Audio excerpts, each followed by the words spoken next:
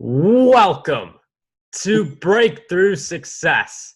I am your host, Marc Guberti, CEO and founder of the Content Marketing Plaza, bringing you 3 new episodes each week where I and top-level guests teach you how to take your business to the next level and achieve your breakthrough.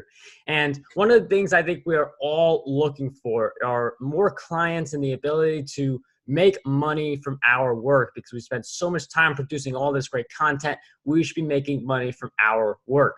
So we have a really great guest who she makes money from her work. She is a photographer, and she not only does she get photography clients for herself, but she helps other photographers grow their businesses as well. In addition to helping photographers with their businesses, she is also an award-winning full-time portrait and wedding photographer. So today's guest for episode 362 of the Breakthrough Success Podcast is none other than Luci Dumas.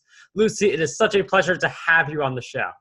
Thank you, Mark. I love your energy. You're like, woohoo, let's just get out there and have our breakthroughs. I like it. I got to step it up. I can't be little Miss Slow gal with your audience. So I'm here to go for it too. Luci, that is the right mindset we need to have going into any episode on Breakthrough Success. So this one's definitely going to be a blast. And before we dive deep into how we can get clients, and I know we're focusing more on a photography business angle. This is not an area we talk about as much on for Breakthrough Success, but I know a bunch of you're taking pictures, maybe you're thinking about Zazzle and all this fun stuff. So this is going to be a great episode for anyone looking to grow their business. So I'm wondering if you can give us some background a little bit into why you got into photography and then eventually helping other photographers. Okie doke. Well, and first of all, the principles that I teach are applicable to every industry in general. There are some specifics when I'm working with a client that are about, exactly what to say to specific networking groups or target markets and so forth. But overall, I've learned my craft. I've learned the marketing from a million sources, not just photography experience. So let's see, your question again, how I got into it. Yes? Yes. I always was the girl with the junky camera taking pictures, never totally satisfied because I had this art vision in my mind and the camera would not create that. Mm. And also I was the editor of my yearbook in high school. So I not only learned how to run a business, because when you're the editor, you're running a business. You're not doing sales, but you are creating a finished product. You're managing a team. So that experience was invaluable with my future career that I didn't know I was going to be launching. But in my mid-20s, I was on a date, and the guy had just purchased a 35 millimeter, and I helped him figure out how to load the film, and I took a few pictures with it, and it's like, kind of like the background here. That I took this, by the way, this is the San Joaquin Valley in California coming down from the sequoias, in case people are wondering if this is like Tibet or something. Nope, California. Anyway, and then I was running a little business in the airport, and they had trained me on running a business, and I'm a natural salesperson at heart. When I was about 7, I walked around the block and picked flowers. I made little bouquets, not knowing that I was stealing flowers. I thought these were, they just showed up. And then went back around, as a little 7-year-old, and sold the little bouquets to the people whose flowers I had just stolen. So I was creating my art and I was selling it. So it was a natural marriage for me. So then when I became unemployed during a recession, the contract was canceled with my airport job, which was perfect because I was no longer interested in it. I was passionate about photography. So I made a decision to be a photographer, and everyone told me I was crazy. It was too competitive, which now in comparison, the competition now is like times a million. But I knew deep in my gut that this was what I was supposed to be doing and that I could figure this out. And so then I just learned. I read things, I joined professional organizations, I found mentors, I worked for other photographers. I did whatever it took every day for the last 37 years to make this work. And I mean, the level of persistence there, and at the beginning, just like not really realizing that this was going to turn into your business. And it's just really fascinating that you just had this feeling in your gut and you went for it. And now you achieve success as a photographer. You help other photographers achieve success as well. And I know a lot of the principles here that we're going to cover can really apply to any business. So if you're a blogger, if you're a YouTuber, this really applies for you. So I think we should just get right into it right away. Because a lot of people, they put out this content and then they look at the dreaded word ROI and they don't see anything good out of it. So how do you produce work that you then make money from? Like, how does that work for you? Well, in photography, it's commissioned art. I do a lot of beautiful travel photography, like you're seeing in the background, for my own personal enjoyment. I do enter those in local photographic competitions.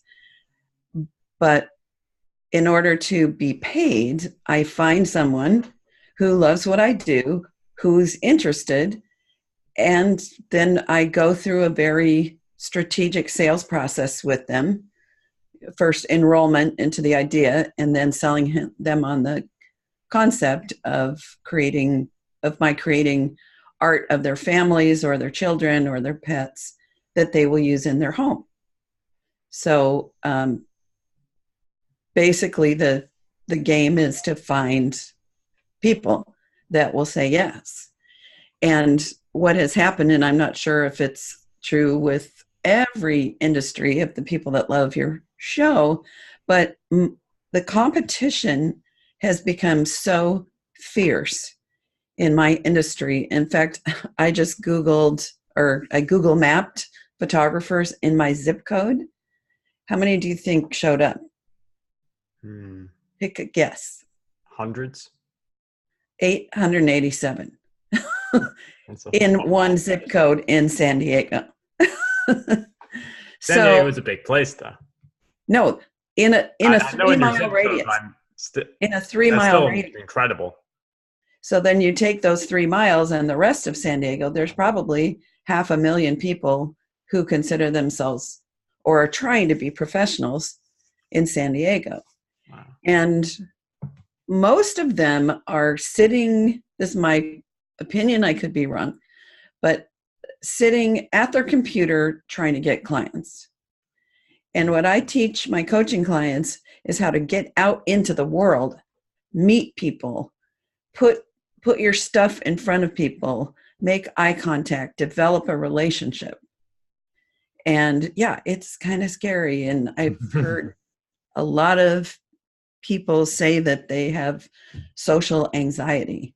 Well, if we're sitting at our computers and our screens most of our lives, then it's kind of natural that you might feel a little awkward just meeting people and talking. But so to me, to get clients, I have to get out of my chair, Luci,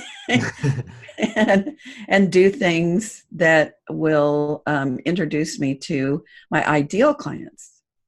And my ideal clients are people that are not looking for cheap and cheerful photography. There are people that once they understand the quality of what I offer, what makes me different, then they want it. So it's all part of the journey. And that is a really great point you mentioned, because if we do sit by our computers, it's, like not being as talkative to people, it's going to make sense if we fall into that pattern. Like hosting Breakthrough Success has definitely made it easier for me to talk to people and engage in these kinds of conversations over time, just because it's something you get more used to. And I really love that idea of like it's great to do outreach, Facebook ads, scale online, stuff like that. Oh, but sure. like going out, as Luci mentions, that is something that will really help you with your business dramatically, because it's those relationships that really make the big difference. So I'm wondering if we could talk a little bit more on that, because I think that's such a great concept that I don't feel like enough people are doing, just like getting out, realizing the computer is great, but there's more to it than that. So how do you find these people to reach out to, like outside of, typing an email? So I'll give you an example of one of my coaching clients who actually, we call it, I was her friend tour for 12 years. So I was casually mentoring her over the years. But recently she hired me as her coach with regularly scheduled appointments. And she's a connector of people. That's her nature. So my idea for her was to build a group of people who have small businesses in the San Diego wedding market. And she calls it my recommendation, the circle of friends. And so she went to bridal shows, she made phone calls, she drove to florist shops and cake bakers and invited people to attend an event where there would be other wedding vendors. And then she set up a program where they meet once a month and they have a little talk and then some networking. It's not super formal like a BNI or something like that. It's building friendships, because what happens naturally when you have friends in your industry, you want to support them. So you're going to refer them. And they're going to be so happy that they're going to refer you back. Mm. And so that's been working really nicely for her. And I think they have a quarterly party and then a monthly meeting. So that's one way that somebody got out of their chair. Yes, she's in her chair making some phone calls. She was on the computer sending invitations, on the computer researching who are vendors, asking other vendors, who do you like to work with? Who's your favorite DJ? Went to bridal shows and walked around and met people and invited them. So very proactive. So that's one way, is create a community. That's a really great insight. I mean, you can go to events, and that's also great, like going to events and the community's already there. Like Luci and I, for instance, we met at the New Media Summit. Mm-hmm. And if you go to events like that, like your equivalent, you can meet with really awesome people. And like events like New Media Summit, like you get on a lot of podcasts or shows, and like people sometimes got on as many as like 40 different podcasts because of that. But going to those kinds of events and meeting people is really awesome, but also holding your own event. And one of the myths is that it costs like 30 grand or 40 grand or 50 grand to actually hold one of these things, because you need this big space. But you can just get to like some kind of office space for like maybe 100 or 200, or even at your local library where like, right. Yeah, so there's definitely a lot of different ways to do so. I love the idea, because I thought we were just going towards like going to other events, which is great, but holding your own event, as you mentioned, is also really great as well. Yes. Another way that I get photography clients is through charity events. And so researching the events where the ticket price is high, usually at least $75 to $100. It is my target market. And so like I would not do an event that's full of male plumbers, for example. They're not my target client, no matter how high the ticket price is. Or golf tournaments. I've learned the hard way that a golf tournament, the ticket price is high, but that's because golf is expensive. And unless it's a women's golf tournament, there won't be enough of the target market to have that be successful. But what I do is I contact a charity, find out about their event, donate a gift certificate, and then I have a strategy about how to take the person who won that certificate all the way to purchasing 3 to 7 portraits that they use as art in their homes. So it's a whole journey, but it starts with doing the research to find charity events. Wow. And then all the rest of the stuff. So, yeah. And it's interesting you mentioned these different areas where, I mean, if the more creative you are and the more research you do and the more attentive you are to opportunities, the more of these kinds of breakthroughs you're going to find, where like charity events, golf tournaments, and other stuff like that.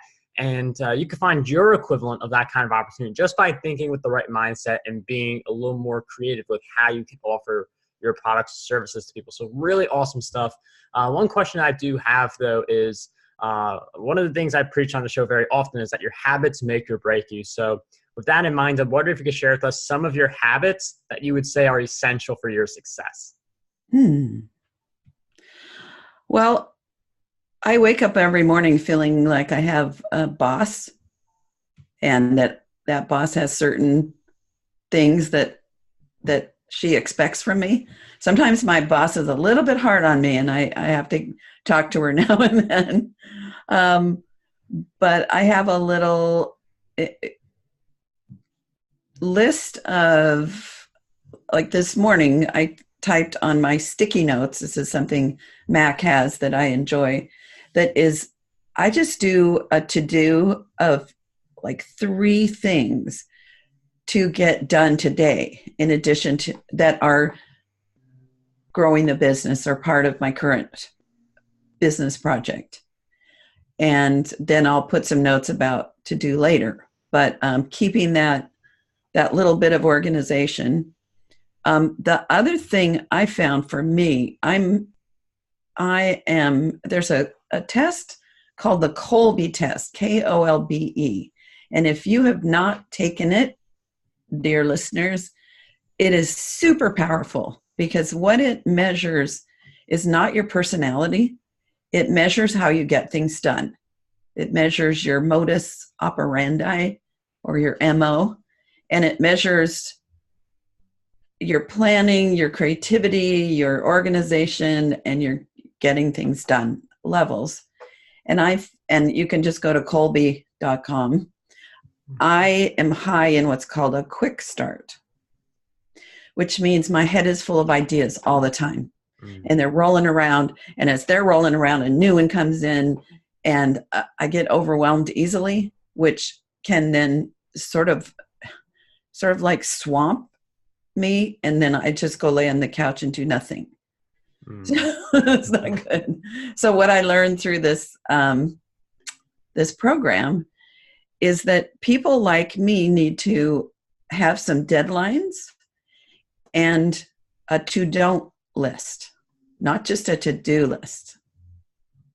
So for example, 2 months ago, after the New Media Summit, my coach and I decided I was going to create my own podcast, which is coming out in 2 weeks. So by the first part of June, it's called The Profitable Photographer.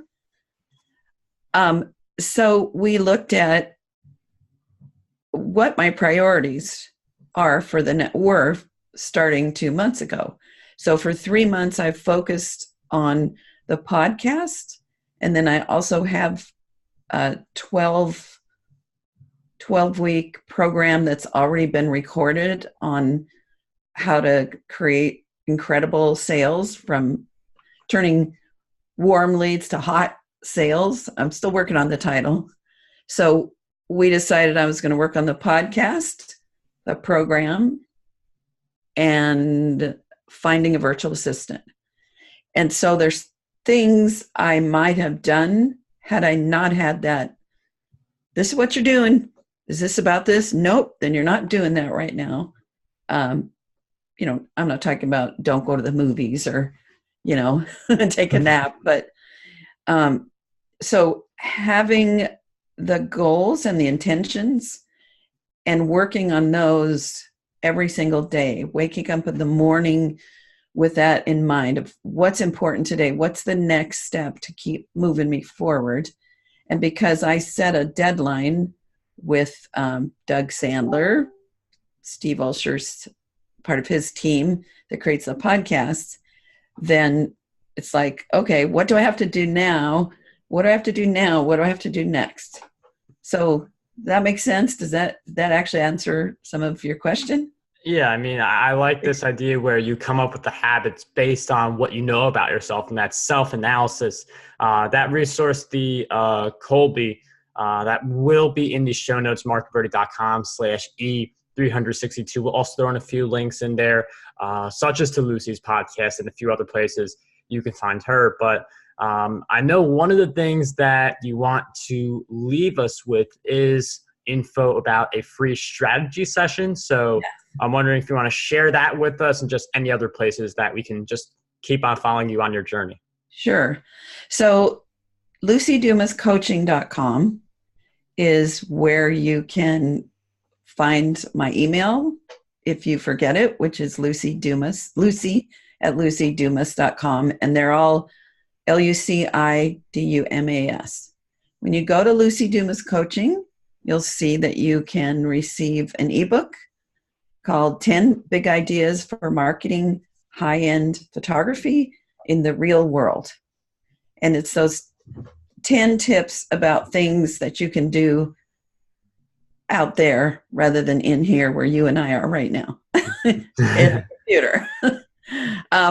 But I offer, every month I offer 6 strategy sessions for people that think they might be ready for coaching. There's no obligation, but we take a deep dive. It's like I get a magic paintbrush and help you paint your dream. And then we take a look at what it will feel like when you accomplish that, some of the roadblocks. So I get a really clear picture and you get to know me, and then we decide what your next best step would be. So I would love to offer that to your clients, and be sure when you send me an email that you mention it was from the show. You can put in the heading, yes, please, something like that. So I don't think it's spam. And if you're a creative, because I also coach other artists, and particularly photographers, or if you're just like, holy cow, even though it's not her target, I think she'd be a great coach for me. I certainly am open to chatting with any one of your listeners. Let's see, was that everything? And you can go to my photography website is simply LuciDumas.com. So if you want to see my photography business website. Luci, thank you so much for sharing the strategy session and your resources and all of your great insights throughout our time together. It was such a pleasure to have you on Breakthrough Success. Thank you, Marc. You're awesome.